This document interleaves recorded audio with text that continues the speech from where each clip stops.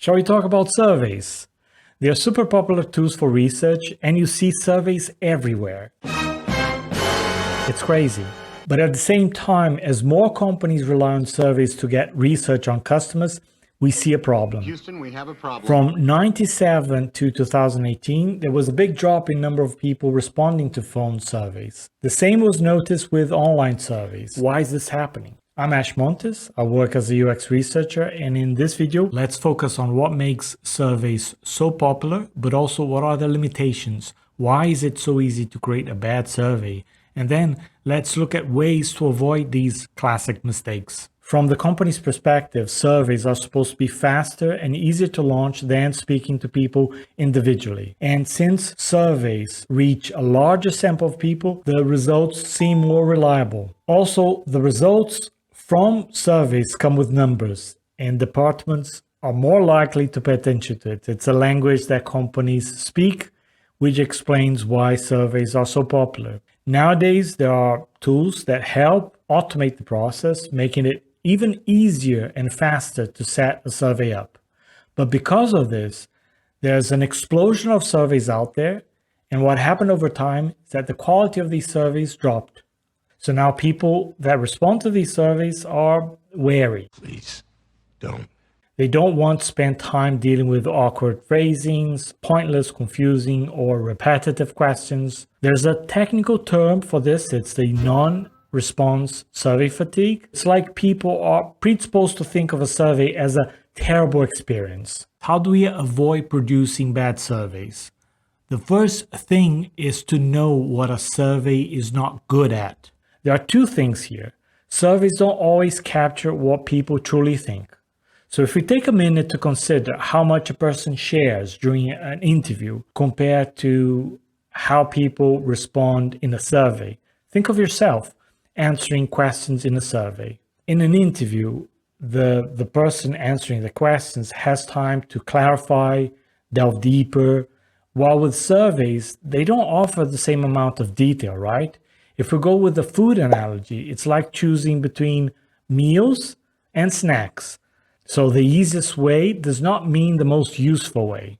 The other thing we spoke earlier was how numbers are seen as useful, but they can be subject to interpretation and manipulation. I plan on making a whole video on this topic, on numbers and research, but together with this risk of manipulation, there's another point of surveys that have been raised by this very good article by Erika. She writes that bad surveys don't smell, meaning it's difficult to identify problems with feedback collected via survey. And this is why a survey is a bit like treacherous water.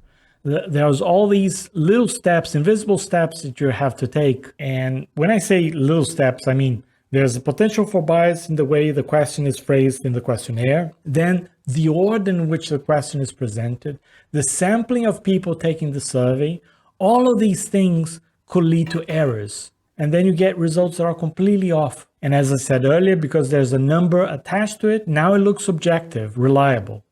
Okay, I've pointed out the risk with surveys, but the natural question that we ask ourselves is, what could counter this risk? The first advice is to use caution. So not jumping straight in because someone suggested a survey. It's important to ask the question, is there a good reason for us to be launching a survey? A good rule of thumb is, do we need numbers? Do we need to look at the how many question, not the why?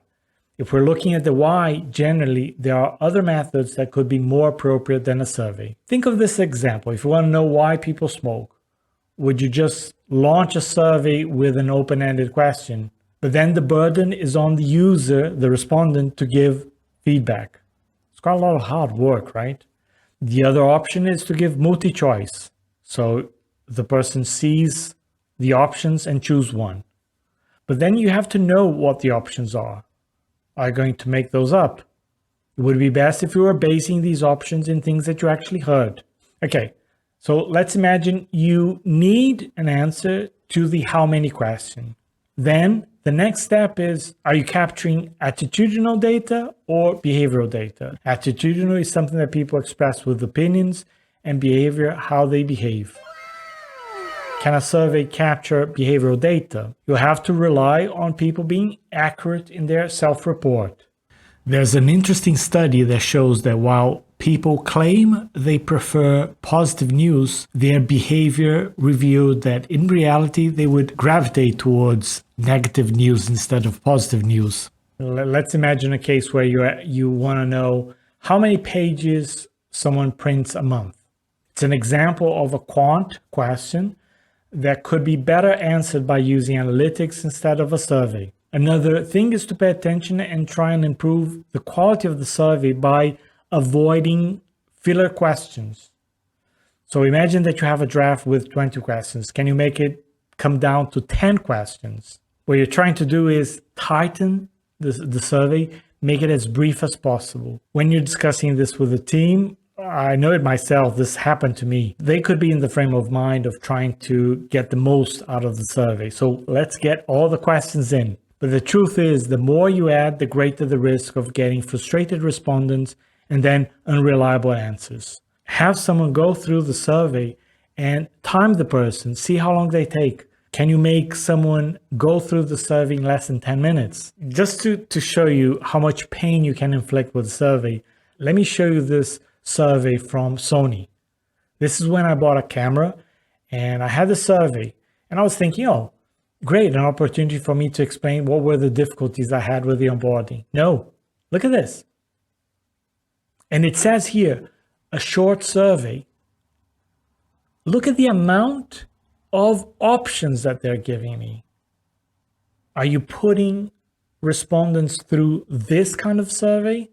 Another type of question that stops respondents to complete the survey are the ones that require answers in a grid. Can you see why? Another thing that we try to avoid with surveys is overly hypotheticals. How likely are you to invest in cryptocurrency in the next 2 years? Who knows? So when building a survey, it's important to review questions and make sure they're clear, they're easy to answer, and yes, pay attention to the order of the questions.